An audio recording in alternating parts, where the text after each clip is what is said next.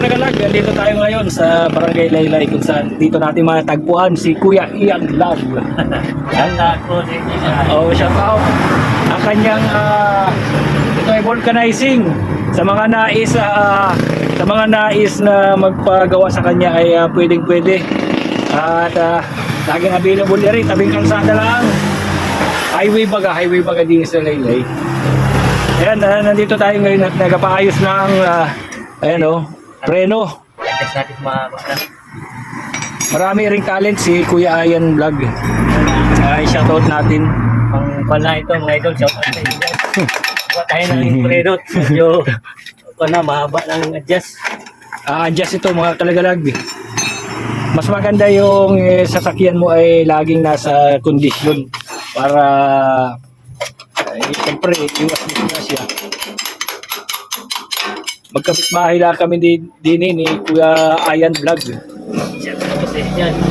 At isa sa mga kababata ko rin ito dito sa Barangay Laylay. Ayan, medyo pa-operahin na natin ito. Pa-opera na. Hindi matanggal ang kanina. Ay, mikot pala.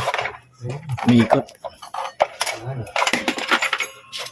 Suggest natin ito mahaba ng Ayan. Oh. kanina pala. Ay, parang January ay yung tingin daw yung mo dyan ay.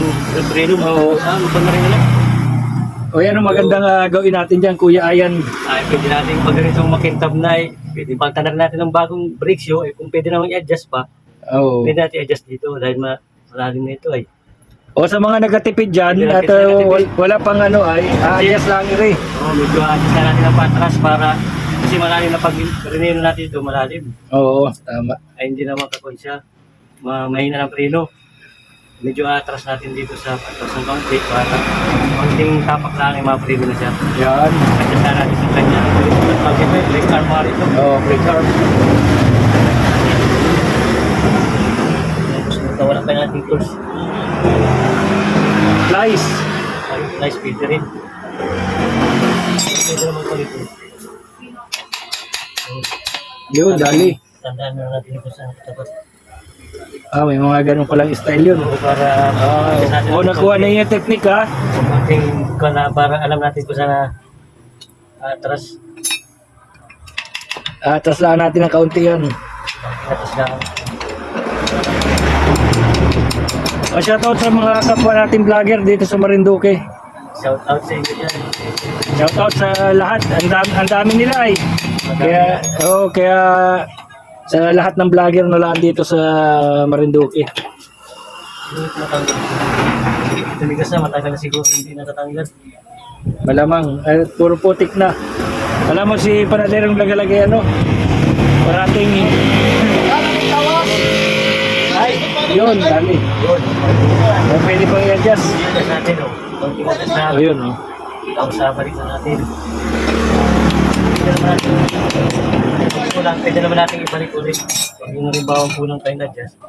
Balik na natin itong tornilyo yung pangligpit. Tapos kita natin ito. Yan, dali yan. Dali yan, Pag bata-bata. binalik natin ito kung okay. Sabi natin this. Dali na agad yan. Kahit guys mo na gawin natin, wala daw. Oo, Wala yung tools natin ipitin lang ng flash yan. Doon, ito nga, may available pa tayo sa type sheet.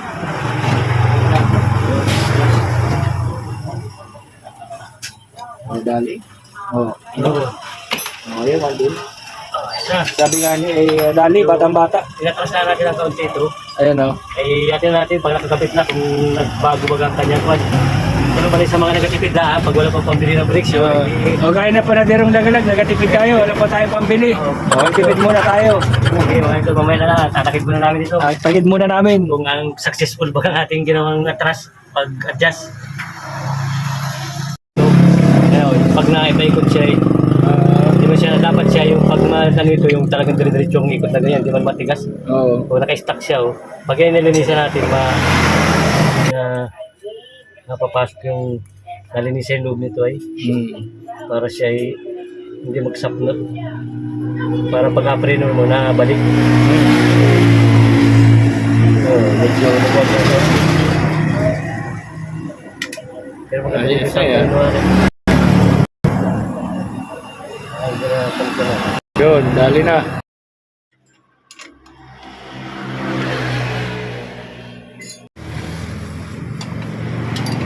Pero kung hindi na ng professional.